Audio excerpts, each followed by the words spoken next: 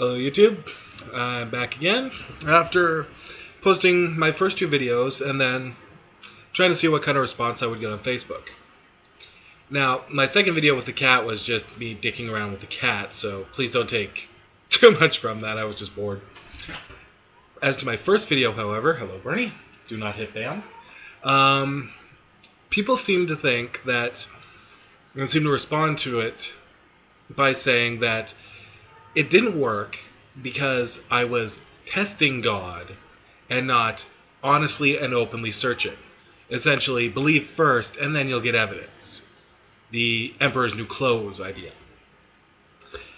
What you really have to wonder about this is, if there is a God and he doesn't respond to testing, would that not indicate that God does not want us to know he exists? Now think about that for a sec. A God that refuses to provide evidence when tested for, who doesn't like it when you just test the water and don't jump right in, would seem to be an all or nothing kind of guy. And when we look at our universe, we find no evidence. We find natural explanation for natural phenomenon.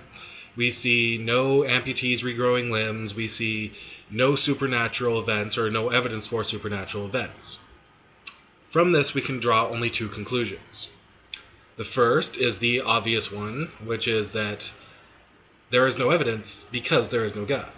However, a lot of people don't like that one. Okay? Who actually wants that to be true? The second possibility is a little more complicated. If there is no evidence, there is the possibility that there is a God who does not want us to know he exists. A God who wants the human race to be atheistic, to deal with its own problems, to grow as its own species, to learn and adapt and live the life we choose. This would fit perfectly well with free will and would still allow for Christians, Muslims, Jews, whoever, to explain things like creation, to still have their religion, and to go on and on. Now consider that, though. A theistic atheism. An atheist would have nothing to say to that. We'd kind of just be confused by it. Yeah. It would perfectly explain the lack of evidence, and at the same time, not make you an atheist.